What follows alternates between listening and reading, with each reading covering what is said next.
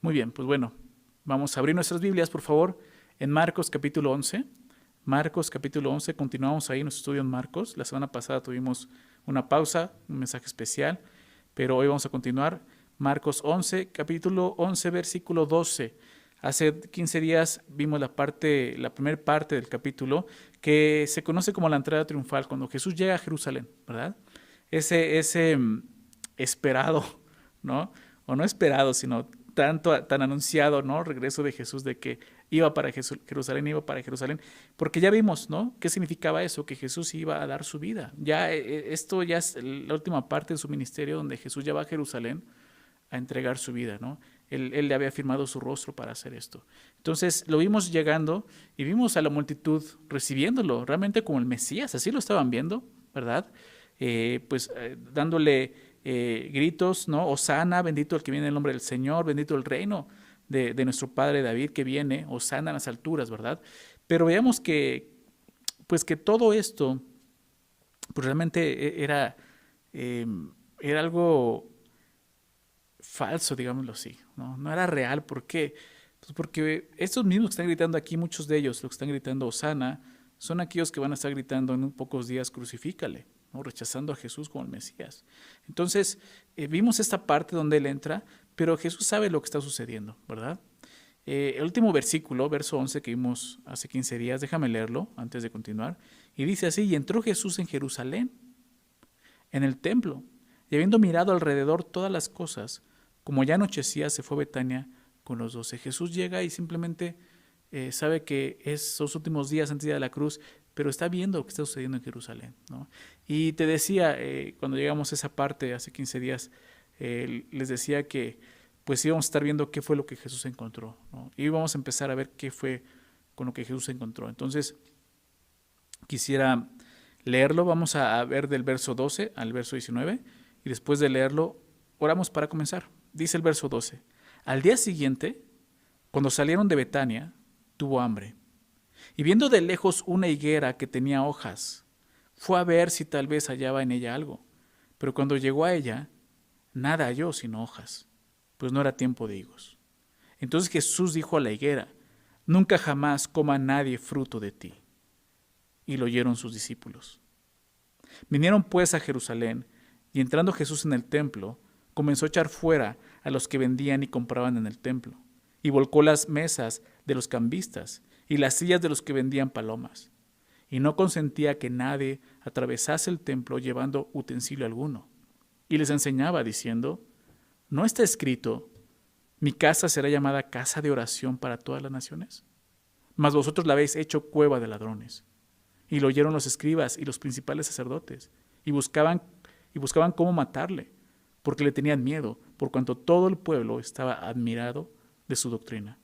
Pero al llegar la noche, Jesús salió de la ciudad. Vamos a orar. Señor, te agradecemos nuevamente por permitirnos estar juntos, Señor, y poder estudiar tu palabra.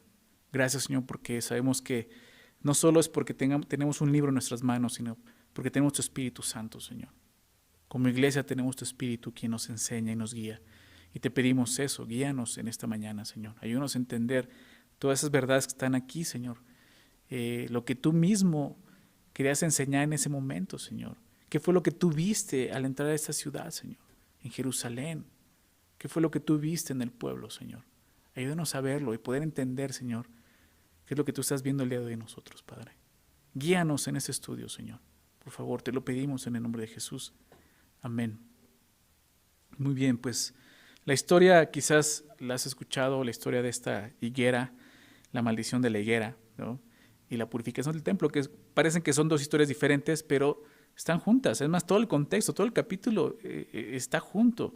Tú sabes que la Biblia fue inspirada por Dios, pero los capítulos y versículos no, ¿verdad? Esos son como el hombre, para tratar de encontrar más rápido las secciones de la palabra de Dios, pues puso capítulos, puso versículos, ¿verdad?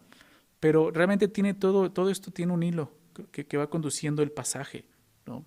Y vamos a estar viendo esto bueno, lo vimos la semana pasada, lo vamos a ver el día de hoy, y todavía la siguiente semana no vamos a poder ver qué es lo que está enseñando Jesús aquí. Pero la primera parte es esto, ¿no? Cuando Jesús va camino ya a Jerusalén, ¿no? El siguiente día después de que llegó, se encuentra con una higuera, ¿no? Dice ahí, al día siguiente, cuando salieron de Betania, dice que tuvo hambre. Este fue déjame recordarte, fue el lunes de la semana en que Jesús fue crucificado. Si tú recuerdas, la entrada triunfal, lo vimos, fue en domingo. El día de hoy lo celebramos como el Domingo de Ramos, precisamente el Ramos hablando de las ramas que estaban cortando y con las que ellos estaban recibiendo al Mesías, por eso se llama Domingo de Ramos. Entonces ese es el día siguiente, que ese es el lunes. Jesús sale entonces de Betania, porque era donde iba, no se quedó en Jerusalén, él fue a descansar a Betania, posiblemente en la casa de Lázaro, recuerdan, y sus hermanas, y sale de Betania a Jerusalén, y en el camino se encuentra con una higuera sin fruto. Es lo que vemos aquí en el texto. Pero es muy interesante, esta higuera tiene mucho que decirnos acerca de lo que Jesús realmente encontró en su camino, no solo en Jerusalén, sino en la cruz. Dice el verso 13, y viendo de lejos una higuera que tenía hojas, fíjate, esta higuera, Jesús ve que tiene hojas, y se fue a ver si tal vez hallaba en ella algo. Pero cuando llegó a ella, nada halló sino hojas, pues no era tiempo de higos. ¿Qué estaba pasando aquí? Los higos, ¿no?, que era el fruto de la higuera, es el fruto de la higuera, los higos aparecían antes o junto con las hojas verdes. Por lo tanto, las hojas sugerían que había fruto en el árbol. Es lo que Jesús ve. Hasta Jesús no lo dice, pero podría haberse extrañado de decir, qué raro, no es tiempo de higos, pero esa higuera ya tiene fruto, o sea, bueno, ya tiene hojas, perdón. Sí, o sea, debe de haber fruto ahí. Ese es el sentido de lo que está pasando. Entonces, lo que vemos es que a esta higuera no le había llegado el tiempo de dar fruto. El texto lo dice, pues no era tiempo de higos. El problema no era que no tuviera higos, porque no era tiempo de darlos. El problema era que tuviera hojas, sin higos. Sí, eso es lo que está pasando aquí. Hagan de cuenta que las hojas lo que hacían era decir, aquí hay higos. ¿Pero qué encontró Jesús? No había higos, no había fruto. La higuera fue maldecida, como vemos en el verso 14. ¿Por qué? Por esto, porque prometía algo, prometía un fruto, pero no había fruto en ella. Era un engaño, se dan cuenta, era una farsa. ¿Sí? Entonces Jesús dijo a la higuera, nunca jamás coma nadie fruto de ti. Es una maldición realmente, ¿no? Por eso aparece como maldición de la higuera. Ahora, ¿qué representa esto? ¿Qué simboliza esto? La higuera en la Biblia, sobre todo en el Antiguo Testamento, simboliza al pueblo de Israel. ¿Sí? Simboliza eso. Un pasaje que no nos da tiempo de leerlo, pero si quieres lo puedes leer en casa, anótalo. Es todo el capítulo, Jeremías 24. Está hablando de esto. ¿Sí? Está hablando de Israel como una higuera. Ponen el ejemplo de una higuera. Otro versículo, este sí lo quiero citar, Oseas, capítulo 9, verso 10. Oseas 9, 10. Fíjate cómo dice, como uvas en el desierto allá Israel. Está hablando de Israel. Aquí lo identifica como uvas, pero también dice como la fruta temprana de la higuera. Sí, está hablando de eso, la higuera. En su principio vi a vuestros padres. O sea, la higuera es un símbolo de Israel, como vemos en la palabra. Entonces, entendemos que Jesús, ¿no?, al ver esta higuera, está representando o está hablando del pueblo de Israel. Pero ¿en qué sentido está hablando? ¿O a qué se refiere? ¿Cuál era el fruto que Dios esperaba de Israel? ¿Sí? ¿Qué era lo que Dios estaba esperando? Es interesante que dice que Jesús tuvo hambre, ¿no? O sea, qué interesante, tuvo hambre, ¿no? Y espera ver algo ahí y no encuentra nada. Entonces, velo de esta manera. Dios quiere ver algo, ¿sí? Pero no encuentra lo que quería ver. Ahora, ¿cuál era el fruto que Dios esperaba de Israel? ¿Cómo es que ellos debían de dar fruto para Dios? Creo que tenemos que irnos desde siglos atrás, ¿no?, en el Antiguo Testamento, hasta el libro de Génesis, que es cuando Dios llama a este hombre Abraham, ¿recuerdas? Lo llama para comenzar en él una nación. ¿Qué nación es? La nación de Israel, la nación judía. Fue con este hombre con el que comenzó. Y ahí donde inicia esto, en Génesis 12, quiero leer estos versículos, Génesis 12, verso 2 y 3. Ahí es donde Dios lo llama a Abraham y le dice esto. En el verso 2 dice, Génesis 12, 2, y haré de ti una nación grande. Lo llama y le dice, deja tu casa, deja tu parentela, ¿verdad? Le dice, y ve a la ciudad, ve al lugar que yo te mostraré. Y haré de ti una nación grande y te bendeciré. Y engrandeceré tu nombre y serás bendición. Ve lo que dice el verso 3. Bendeciré a los que te bendijeren y los que te maldijeren maldiciré. La parte final, aquí vemos ese fruto del que estamos hablando. ¿Qué era lo que realmente Dios quería ver? ¿Qué fue lo que Jesús no vio? Y serán benditas en ti todas las familias de la tierra. ¿Se dan cuenta? Serán benditas en ti todas las familias de la tierra. ¿Qué significa esto? Esta promesa, estas promesas, y sobre todo esta, Dios la fue ratificando, ¿no?, en cada uno de sus descendientes. O sea, lo hizo con Isaac, lo hizo con Jacob, ¿verdad? Cada uno de ellos fue rectificando esto. ¿No? O sea, no solo Abraham. Serán benditas en ti todas las familias de la tierra. ¿Qué significa esto? Las familias de la tierra están de las demás naciones. No solamente este pueblo que yo levantaré a través de ti, ¿sí?, esta nación grande, sino todas las demás naciones, ¿sí?, serán benditas en ti. ¿Qué está diciendo? Yo te voy a usar para bendecir a todo el mundo. Ese era el fruto que ellos tenían que haber dado, ¿sí? Entonces Israel falló en ser bendición para todas las naciones de la tierra. Falló en mostrar a todos que en Dios hay salvación. Porque esa es la gran bendición. Esa es la bendición, que a través de ellos iban a poder hablar de este Dios que los salvó y que puede traer salvación a todo aquel que le invocara y que le reconociera como el único Dios vivo y verdadero. Pero fallaron en eso. ¿Sí? Esta bendición de Dios la convirtieron en religión. Esto fue lo que pasó con Israel.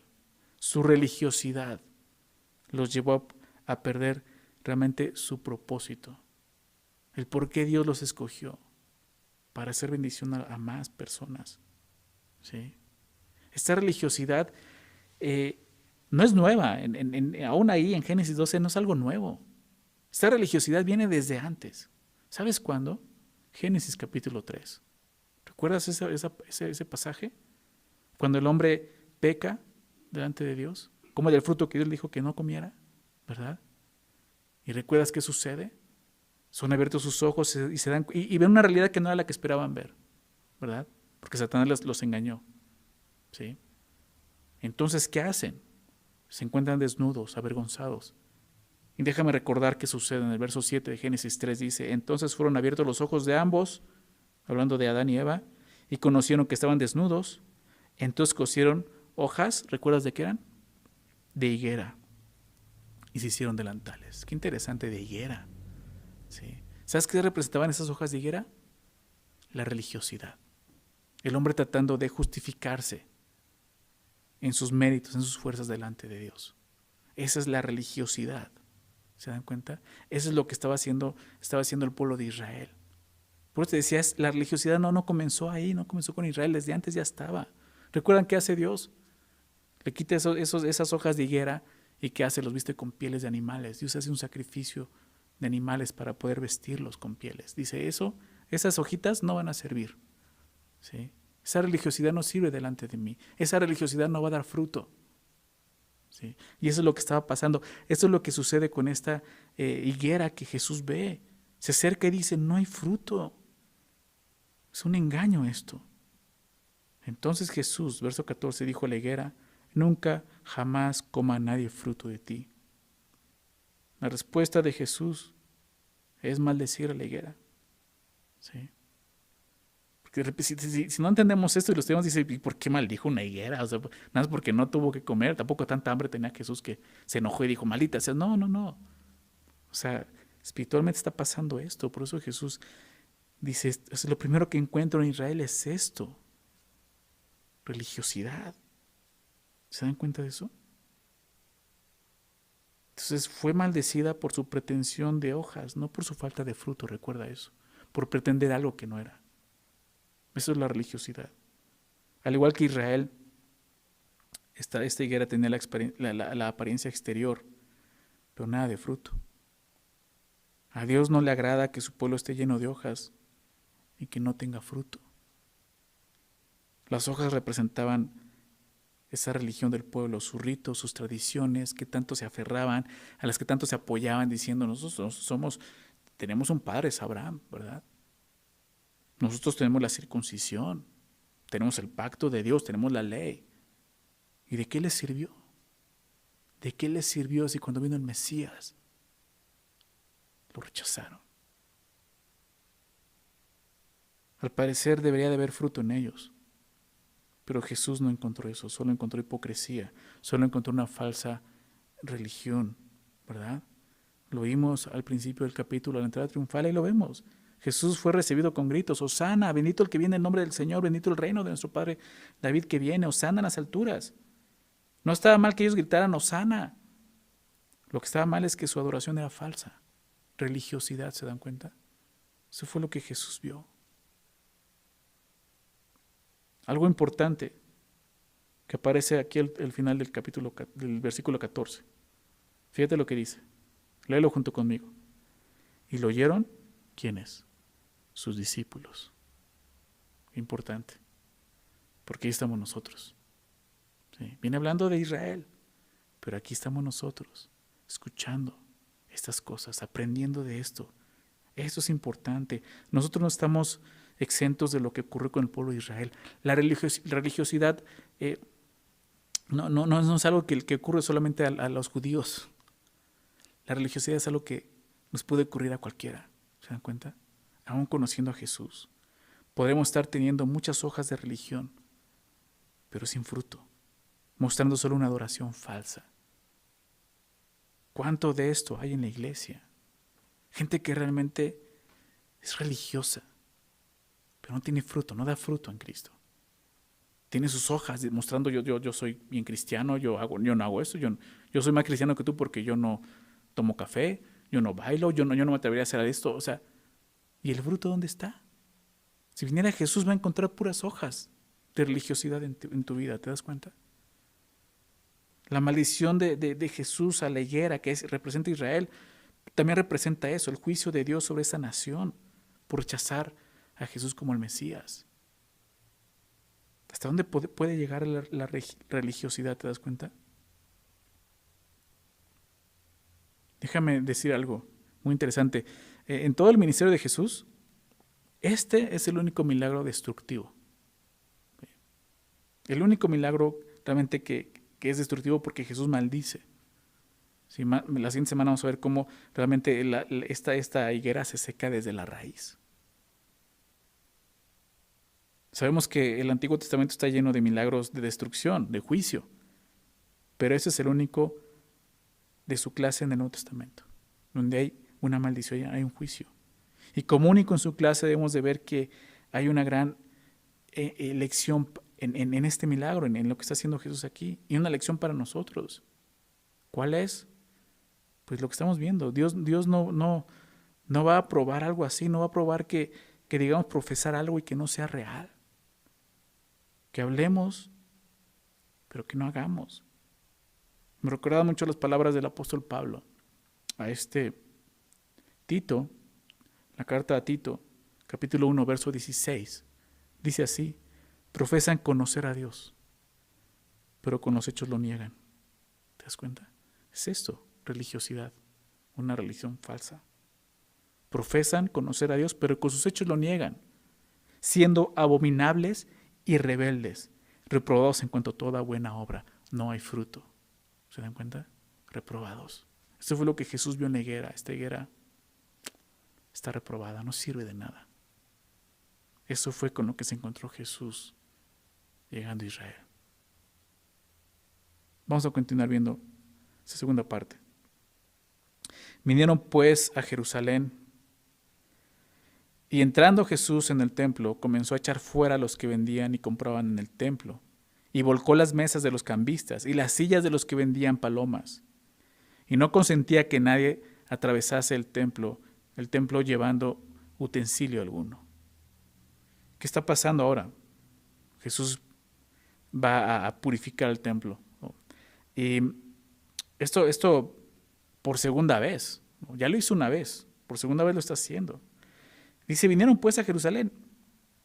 Y como vemos es eso, o sea, Jesús iba hacia allá, ya llega, Jesús había llegado a Jerusalén un día antes, pero si ustedes recuerdan, lo leíamos en el verso 11, al anochecer, solamente pues mirando alrededor todas las cosas, no esperando a ver qué iba a encontrar.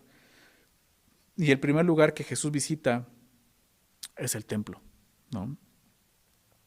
Dice, y entrando Jesús en el templo comenzó a echar fuera a los que vendían y compraban en el templo y volcó las mesas de los cambistas y las sillas de los que vendían palomas. Algo muy interesante es que dice que comenzó a echar fuera a quienes, a los que vendían y compraban. O sea, no solamente a los que vendían, también aquellos que estaban participando de esto, ¿no?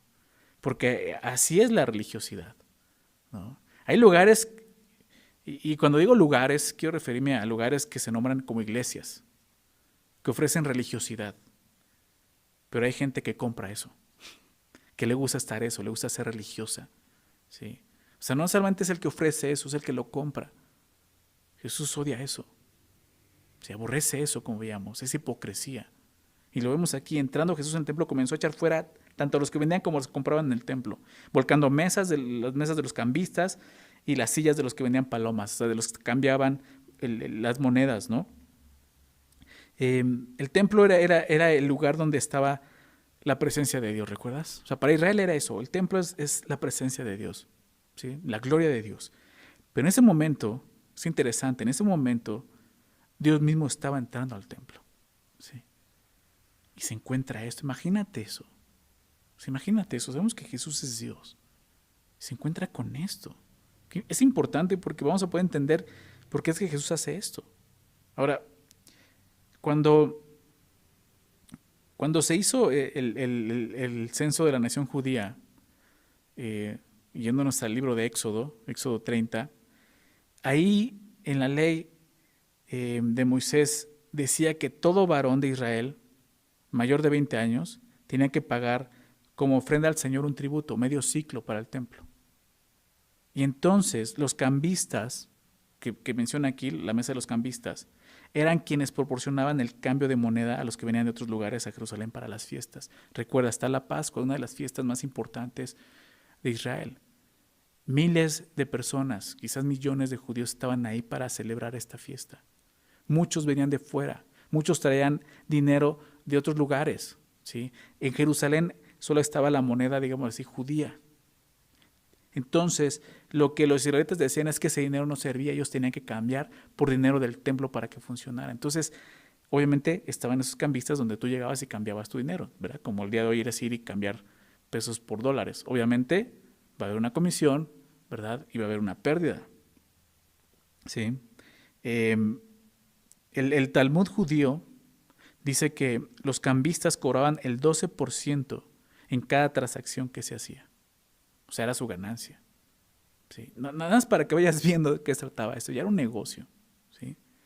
Aparte de ese medio ciclo que necesitaban dar para el tributo del templo, los cambistas daban dinero judío por dinero extranjero, cobrando por el servicio para, obviamente, la compra de animales también. Y palomas que se requerían para los sacrificios en el templo, ¿sí? Por eso habla de los que vendían palomas. Las palomas vendidas en el templo eran mucho más caras que las que se vendían afuera.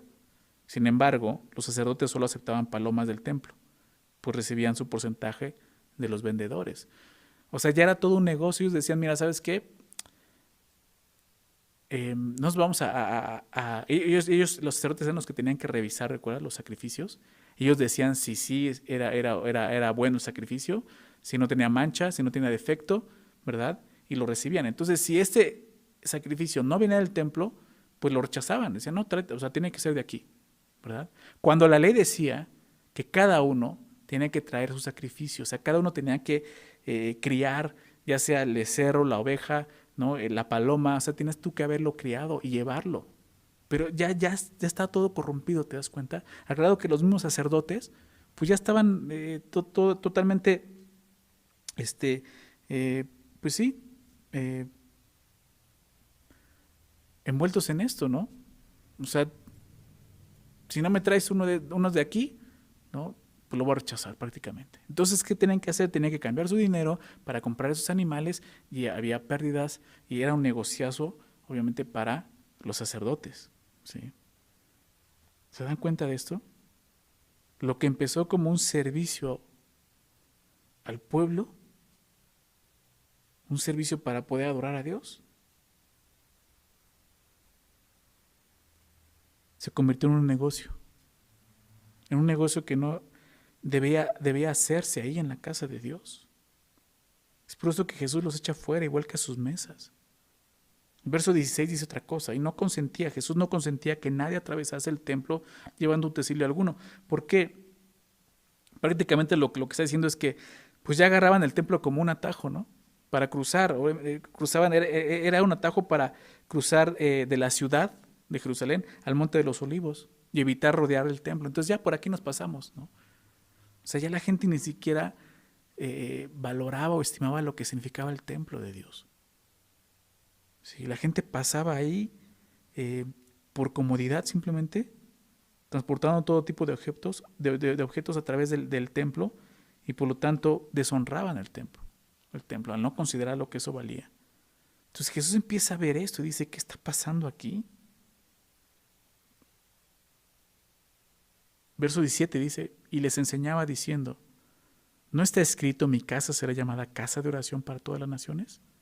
Mas vosotros la habéis hecho cueva de ladrones. Qué fuerte, pero eso es lo que estaba sucediendo.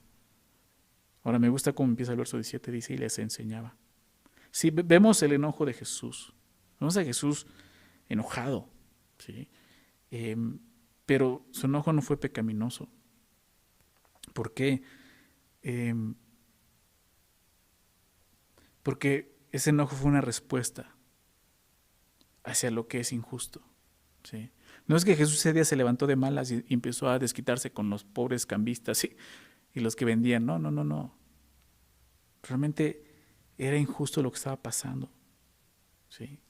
Pero sin embargo dice el texto que Jesús enseñaba, no regañaba ni condenaba. Jesús corrige, pero enseña, ¿sí? Tenemos que aprender mucho acerca de Jesús, ¿verdad? ¿Cuántas veces nosotros nos airamos o enojamos, pero no buscamos enseñar, ¿verdad? Realmente una corrección como debe de ser, ¿sí? Necesitamos aprender más de Jesús. Efesios dice, airaos, pero no pequéis, ¿recuerdas? Jesús no está pecando en ningún momento, ¿sí? Él está tratando con esta religiosidad de lo que está viendo en Jerusalén. Entonces, Jesús le está enseñando por qué ellos estaban ignorando, ¿sí? Ignorando quizás voluntariamente lo que estaban haciendo. ¿Qué enseñaba Jesús? El texto lo dice. No está escrito, mi casa será llamada casa de oración.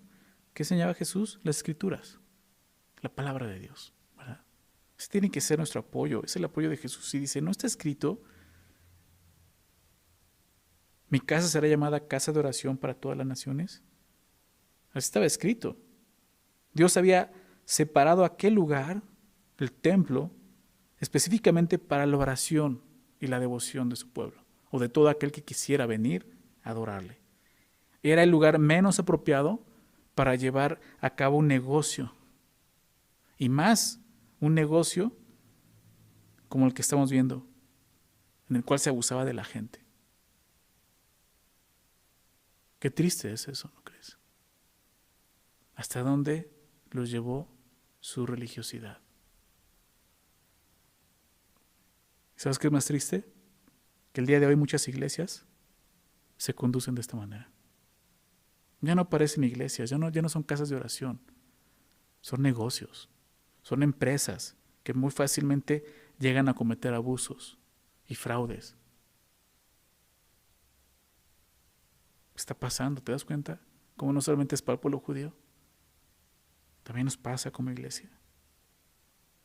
¿Qué fue lo que hizo que Jesús se enojara de esta manera? Hay tres cosas.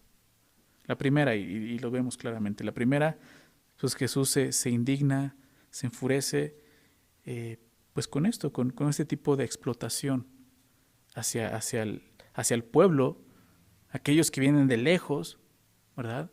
A traer su ofrenda, a traer su sacrificio, la Pascua.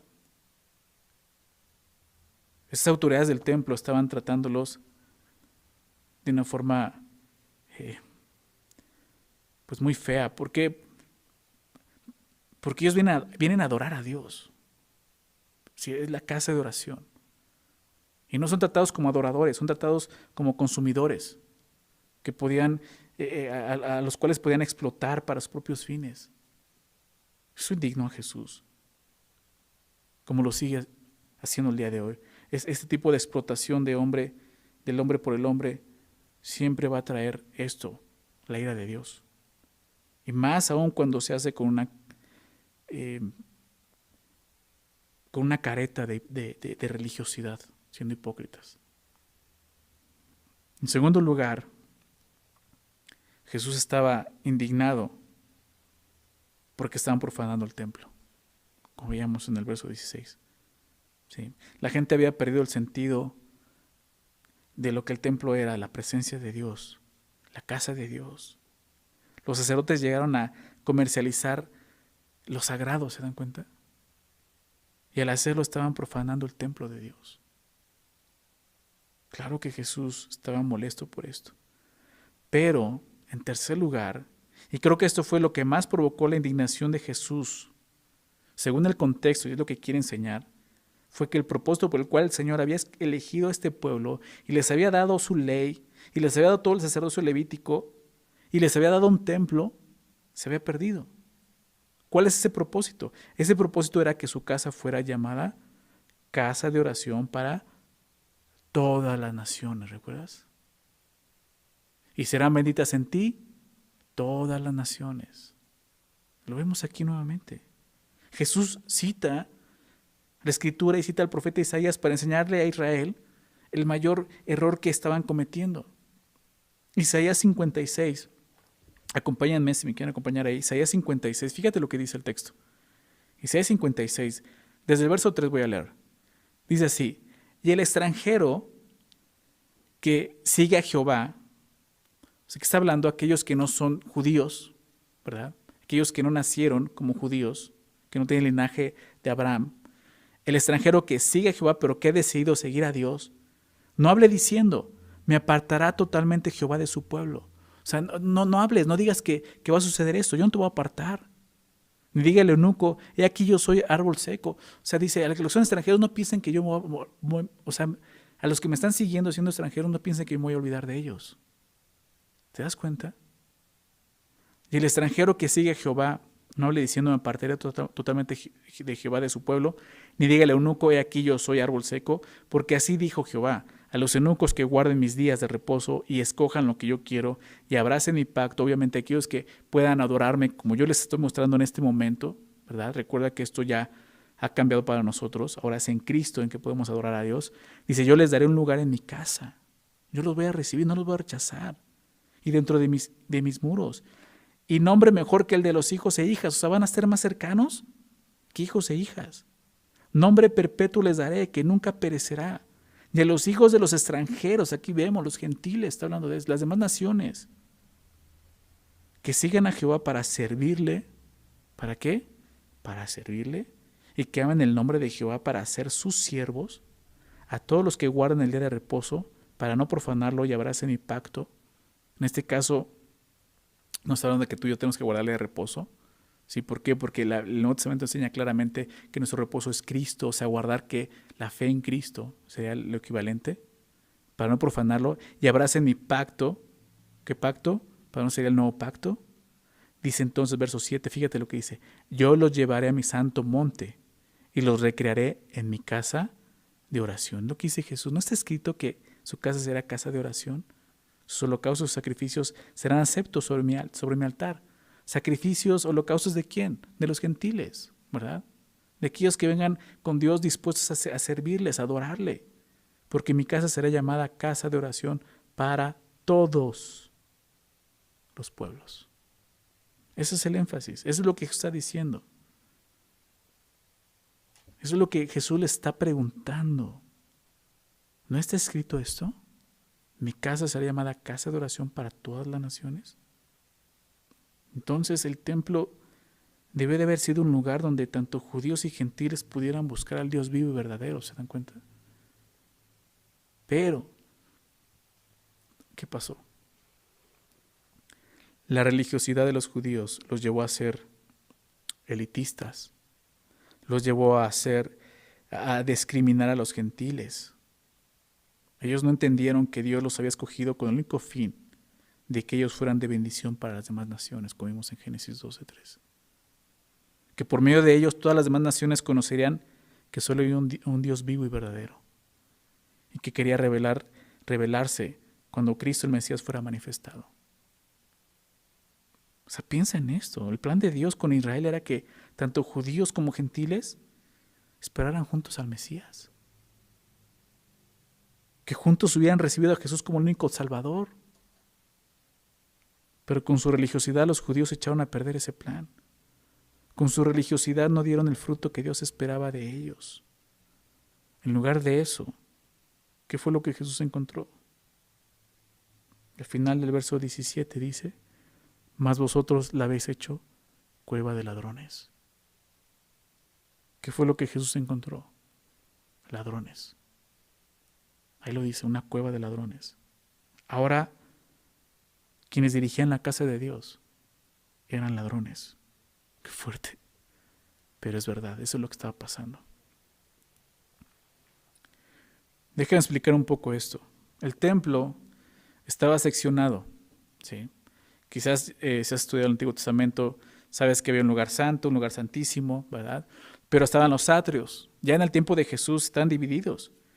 Estaba el lugar santísimo, ese lugar donde solo el sacerdote, el sumo sacerdote, una vez al año entraba. Estaba el lugar santo donde los demás sacerdotes podían estar. Estaba después el atrio de los sacerdotes, solo los sacerdotes podían estar ahí. Después estaba el atrio de Israel, o el atrio de los hombres de Israel. Solo hombres judíos podían estar ahí. Después estaba el atrio de las mujeres, ¿sí? Donde obviamente las mujeres, hasta donde las mujeres podían llegar.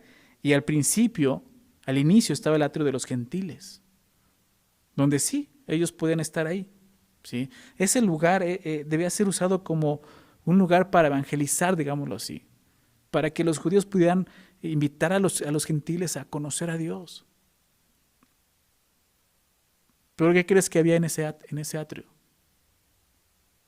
Un mercado. Las mesas llenaban el atrio de los gentiles, en la cual los judíos deben de haber estado testificando acerca del Dios verdadero a sus prójimos gentiles.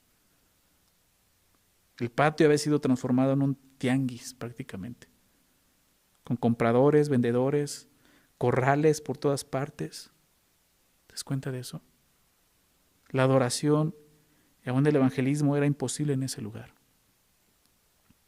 O sea, imagínate la central de abastos. O sea, así estaba el patio. Es el lugar que tenía que ser un lugar donde la gente pudiera conocer al Dios vivo y verdadero. Y eso fue lo que Dios vio. Dios ahora veía su templo como una cueva de ladrones. Jesús está citando nuevamente la Escritura y cita Jeremías 7. Jeremías 7, verso 11, donde dice: es cueva de ladrones delante de vuestros ojos esta casa sobre la cual es invocada mi nombre. Y aquí que también yo lo veo, dice Jehová. Léelo en casa, lee esta porción de Jeremías 7 también. Y vas a poder ver cómo Jesús les advirtió desde antes que esto iba a ocurrir, que esto podía ocurrir si no paraban con esa religiosidad.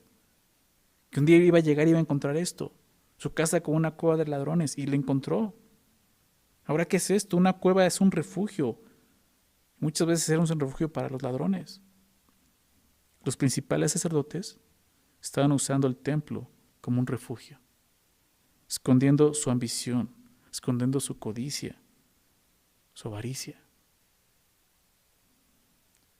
Los líderes judíos, los religiosos, estaban usando la adoración a Dios como una cubierta, ¿te das cuenta? Para su pecado. Creo que tenemos que tener cuidado con esto. Creer que podemos ponernos esa careta religiosa, una careta de piedad, y que todos nos van a ver como santos, como hijos de Dios. Ten cuidado. ¿Por qué? Porque Dios ve lo que hay realmente en el corazón. Así como Dios ve una cueva de ladrones, que es lo que Dios el día de hoy está viendo en tu corazón. Es necesario examinarnos. ¿Sí? Piensa en esto. Estamos hablando del templo. Pero el Nuevo Testamento nos enseña que el templo de Dios, ya no hay un templo físico, pero hay un templo espiritual, ¿verdad? Es la iglesia. La Biblia enseña que el templo de Dios el día de hoy es la iglesia, es el cuerpo de Cristo. Somos nosotros como creyentes. Cada uno de nosotros es el lugar donde Dios ha venido a habitar, su Espíritu Santo. somos ese templo. Entonces piensa en esto, si Jesús se portó de esta manera con ese antiguo templo terrenal, ¿qué hará con el templo nuevo que es su cuerpo, la iglesia cristiana?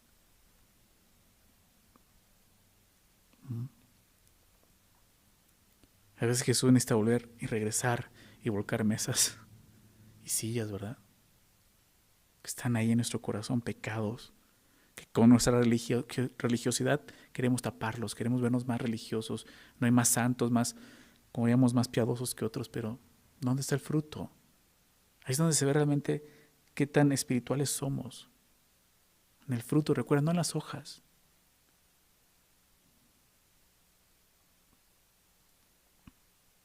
Por otro lado, lo que Jesús hace, lo que está haciendo aquí delante obviamente, de los sacerdotes, pues debe de haber refrescado la memoria de ellos.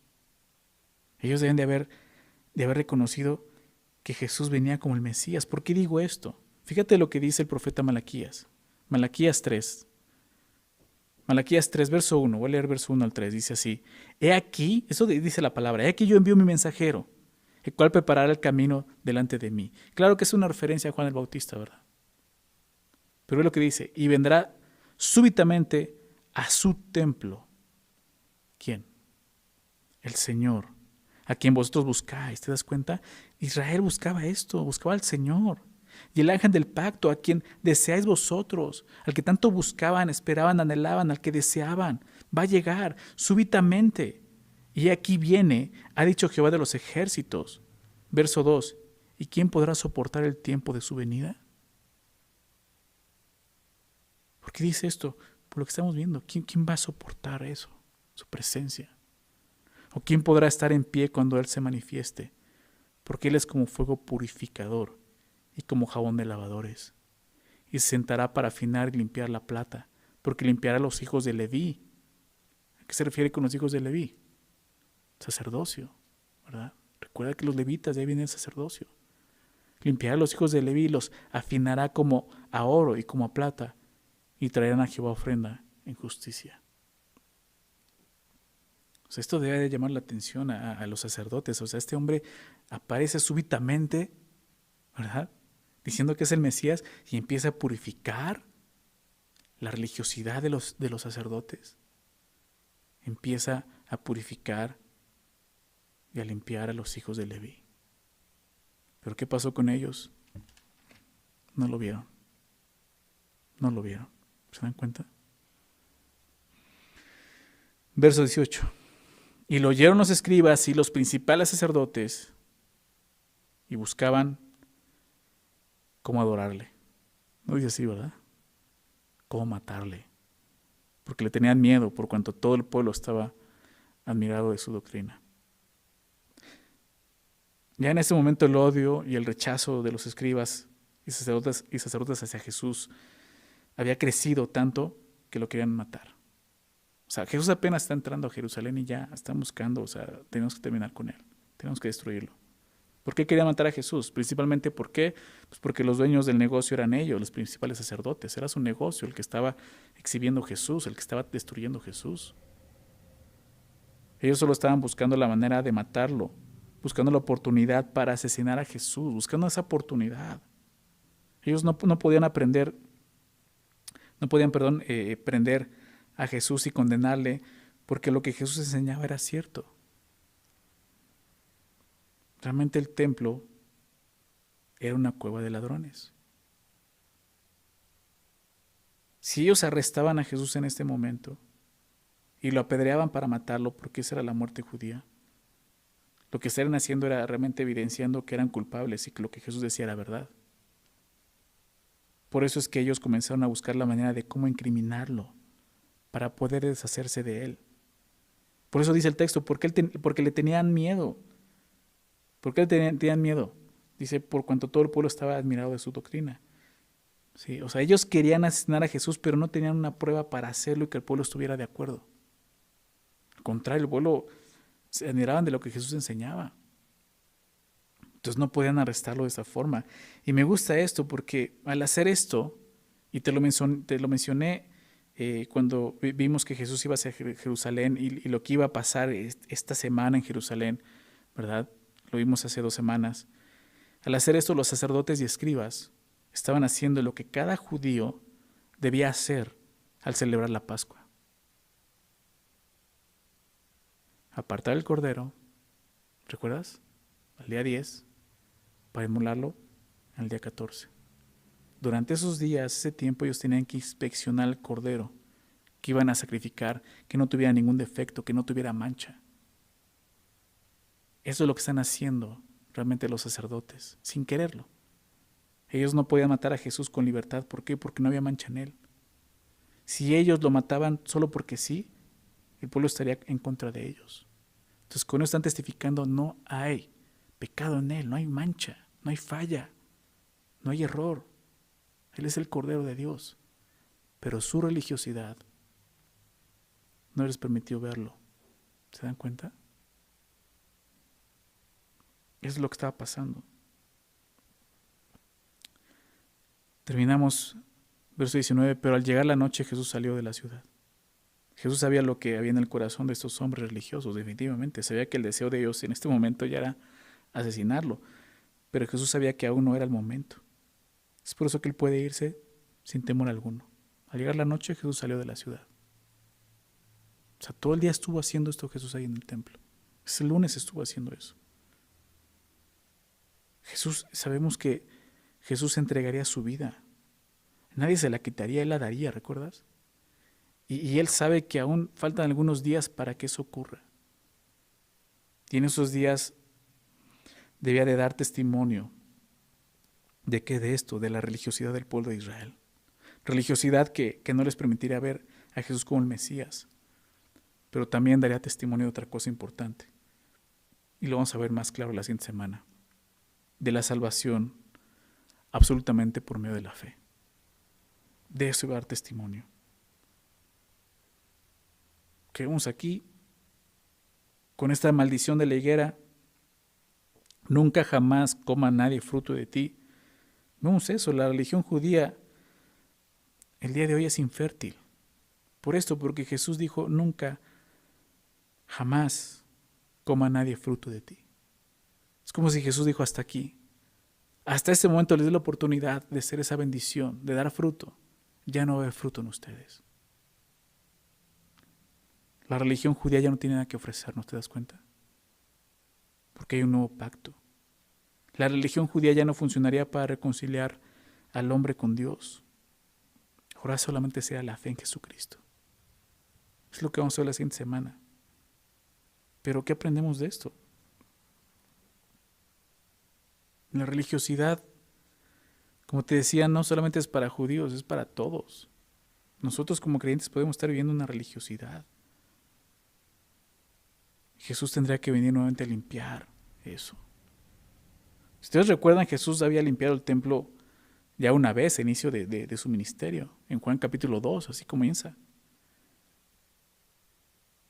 Pero vemos algo interesante. Estos hombres, estos vendedores, pues sí, vendedores de la religión, habían regresado. ¿Te das cuenta? El pueblo necesitaba más que una reformación externa, necesitaba una reformación interna, un cambio de corazón. Y eso solo se puede hacer por medio de la gracia de Dios, esa gracia mostrada en la cruz de Cristo. ¿Sí? Lo primero que aprendemos de esto es eso. De nada sirve tratar con lo externo, cambios de hábito, si no empezamos con el corazón. Jesús había purificado una vez el templo, pero mira, ahí están otra vez haciéndolo, ¿verdad? Tenemos que ver qué es lo que hay en nuestro corazón, examinar nuestro corazón. Jesús obviamente va a encargarse de seguir limpiando su templo. Y tal vez sea necesario que el día de hoy siga haciendo esto, como te decía, volcando mesas y sillas. Eche fuera todo aquello que esté estorbando para que podamos adorar en espíritu y realmente en verdad. Deja a un lado la religiosidad. Este pasaje nos habla de eso. La higuera fue maldecida por eso. Israel fue maldecido por Dios por esto. Ya no va a haber fruto. Ahora, el único fruto vendría por medio del Evangelio de Jesucristo. Pero tenemos que tener cuidado nosotros con esto, como te decía. Quiero terminar con este pasaje. Acompáñame al libro de Romanos, por favor. Romanos, capítulo 11. Romanos 11. Es una exhortación que encontramos ahí hacia el pueblo gentil, a nosotros, ¿no? De que no debemos de sentirnos mayores o caer en una religiosidad. ¿Por qué?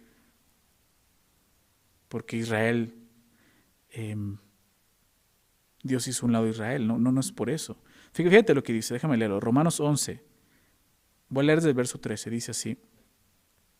Porque a vosotros hablo, gentiles. Pablo aquí está enfocando a los gentiles. Dice, a ustedes les estoy hablando, por cuanto yo soy apóstol a los gentiles. Honro mi ministerio. Está dejando muy claro, estoy hablando a ustedes, yo soy apóstol a ustedes y ese mensaje es para ustedes. Por si en alguna manera puedo provocar a celos a los de mi sangre y hacer salvos a algunos de ellos. Está hablando de los judíos. ¿Sí? Porque si su exclusión, la exclusión de los judíos es la reconciliación del mundo, o sea, los gentiles, ¿qué será su admisión sino vida entre los muertos? ¿Sí? O sea, si Dios llegó al punto de decir a la higuera, ya no hay fruto en ti, pero eso nos da la oportunidad a nosotros, los gentiles. ¿Recuerdas Juan 1:11? A los suyos vino y los suyos no lo recibieron, más, verso 12, más a todos los que le recibieron, a los que creen en su nombre les dio potestad de hechos hijos de Dios. Está hablando de eso. ¿Sí? Si su exclusión es la reconciliación del mundo, ¿qué será su admisión sino vida entre los muertos? Si las primicias son santas, también lo es la masa restante. Y si la raíz es santa, también son las ramas. Pues si algunas de las ramas fueron desgajadas, hablando de Israel, y tú, gentil, siendo olivo silvestre, o sea que no pertenecías a esa rama, has sido injertado en el lugar de ellas y has sido hecho participante de la raíz y de la rica savia del olivo, no te jactes contra las ramas, no te jactes. Y si te jactas, sabe que no sustentas tú a la raíz, sino la raíz a ti. Pues las ramas, dirás, fueron desgajadas para que yo fuese injertado. O sea, no tenemos el mismo lugar de decir, mira lo que hizo Dios. Sacó a Israel para que nosotros pudiéramos ser, ahora sí, el pueblo escogidos de Dios. Porque así comenzó la religiosidad de ellos. No somos el pueblo escogidos. Gentiles, fuchi, no los queremos. ¿Verdad? Olvidando la bendición que tiene que haber sido. Nosotros tenemos que ser bendición para los judíos también ahora. No despreciarlos y rechazarlos. Nos tenemos que predicarles el evangelio. ¿Se dan cuenta de eso? Entonces déjame terminar, dice entonces, pues las ramas dirás fueron desgajadas para que yo fuese injertado. Bien, por su incredulidad fueron desgajadas, pero tú por la fe estás en pie. Es la fe. No te ensoberbezcas, sino teme. ¿Te das cuenta? No te ensoberbezcas, sino teme. No te jactes, no te sientas orgulloso de esto. ¿Por qué? Porque si Dios no perdonó a las ramas naturales, a Israel, ahí tampoco te perdonará. Dios no va a perdonar nuestra religiosidad, ¿te das cuenta? Nuestra hipocresía, nuestra falsa religión. Dios no va a perdonar eso. Si no lo perdonó a ellos, menos a nosotros. Es lo que dice aquí. Mira pues la bondad y la severidad de Dios. La severidad ciertamente para con los que cayeron, pero la bondad para contigo. Si permaneces en esa bondad, pues de otra manera tú también serás cortado. ¿Se dan cuenta? Esa es una exhortación para nosotros el día de hoy. Esta religiosidad es contagiosa. ¿Sí? A todo ser humano le puede dar. Y tenemos que cuidarnos de esto. No caer en esa hipocresía delante de Dios. Jesús lo vimos anteriormente. Jesús le dijo a sus discípulos, cuídense de la levadura de los fariseos, ¿recuerdan? De esa hipocresía, cuídense de eso. Eso es lo que Jesús está encontrando en Israel. Apenas va llegando y se encuentra con esto. Hipocresía, falsa religión. Y Jesús tiene que maldecir esto. Tengamos cuidado de eso, ¿ok? Si estamos de pie delante de Dios, es por fe solamente. No hay obra alguna en nosotros, recuérdalo. Es por gracia. Es por fe. Y la única manera en que podemos agradar a Dios es de esa forma. Sigamos viviendo así, sigamos viviendo en fe, obedeciendo, confiando. Vamos a terminar dando gracias a Dios y haciendo una oración. Señor, muchas gracias por tu palabra, Señor. El día de hoy nos exhortas, nos animas, Señor, a tener cuidado de esta falsa religión, Señor. Esta religiosidad en la cual podemos caer tan fácilmente, Señor. Sentirnos mejores que otros, Señor. Rechazar, menospreciar a otros Y quizás al hacerlo estemos rechazándote a ti, menospreciándote a ti, Señor. Como Israel lo hizo, Señor. Obviamente te rechazó, menospreció el templo, Señor, menospreció ese lugar santo, menospreció, Señor, las bendiciones que tú le diste. Y no solo las bendiciones, menospreció el propósito por el cual lo llamaste, esa gran bendición que era ellos mismos ser bendición, para todas las naciones, Señor. El día de hoy tú nos has dado ese mismo llamado, el día de hoy, Señor, es a través de tu iglesia en el que tú has decidido revelarte al mundo. Y lo que tenemos que hacer es ser bendición para todo el mundo, Señor, aún para los judíos. Predicar tu evangelio, anunciar las buenas nuevas, mostrarles a Cristo, mostrarles tu amor, tu gracia, tu perdón. Señor, no queremos fallar en eso, no queremos ser como esos hombres fueron. Guárdanos, Señor, de esta falsa religión. Guárdanos, Señor, de la hipocresía. Porque si no podemos encontrarnos un día como ellos, Señor. Así, menospreciando, Señor, lo sagrado. Aún, Señor, sacando provecho de eso. Explotando a otros, Señor. Señor, purifícanos el día de hoy.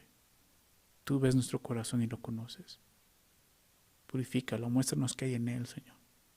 Límpianos de todo eso, Señor, que no te agrada, que te deshonra, Señor. Y ayúdanos a ser verdaderos adoradores, Señor.